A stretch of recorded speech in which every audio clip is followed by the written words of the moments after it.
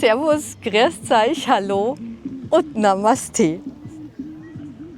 Kennt ihr eigentlich das Kurgesicht, die Asana, das Kurgesicht? Wenn nicht, dann zeige ich es euch jetzt. Vom Vierfüßlerstand aus nehmen wir das rechte Knie übers linke Knie. Dann bildet sich hinten so eine freie Stelle.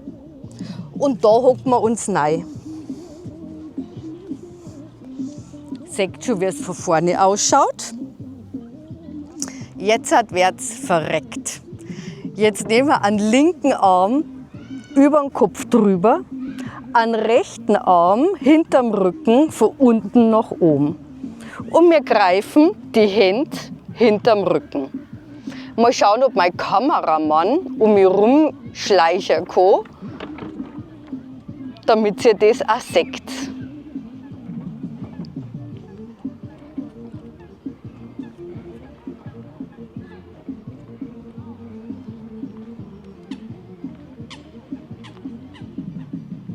Ja, und dann kommt natürlich noch die andere Seite.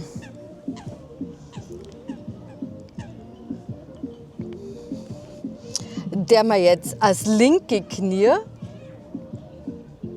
hinter das rechte, setzen uns wieder in die Lücken zurück. Der rechte Arm von oben nach unten, der linke Arm von unten nach oben. Und die Hände halten sie. Und ihr lächelt. Zufrieden.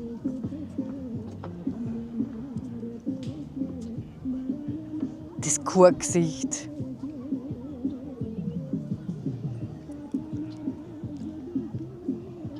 Eine ganz wichtige Übung für unsere Brustmuskulatur, damit die mal richtig beansprucht wird. Viel Spaß beim Üben und bringt keinen Knoten ein, gell? Servus, pfiat euch, tschüss und Namaste.